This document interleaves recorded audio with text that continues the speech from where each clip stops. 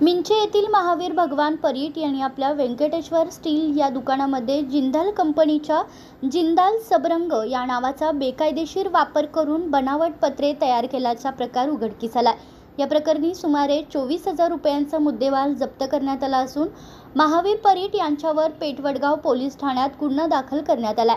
हातकणंगले तालुक्यातील सावर्डे येथील मूळ रहिवासी आणि सध्या मिंचे येथे वास्तव्यास असलेले महावीर भगवान परीट यांचे मिंचे पेठवडगाव रोडवर व्यंकटेश्वरा स्टील नावाचे लोखंडी पत्रे तयार करण्याचे व विक्री दुकान आहे।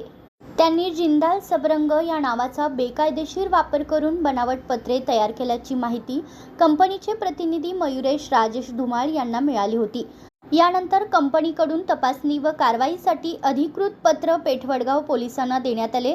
पोलिसांनी पंचसमवेत व्यंकटेश्वरा स्टील दुकानात छापा टाकला असता जिंदाल सबरंग नावाने बनावट पत्रे तयार केल्याचे आढळून आले। या कारवाई दरम्यान पोलिसांनी 12,000 रुपये किमतीची 10 पत्रे तसेच 12,000 रुपये किमतीचा जिंदाल कंपनीच्या नावाचा प्लास्टिक रोल असा एकूण सुमारे 24,000 रुपयांचा मुद्देमाल जप्त केला। या प्रकरणी महावीर परीट यांच्या विरोधात कॉपीराइट ॲक्टनुसार पेठवडगाव पोलीस ठाण्यात गुन्हा नोंद करण्यात आला असून पुढील तपास सुरू आहे।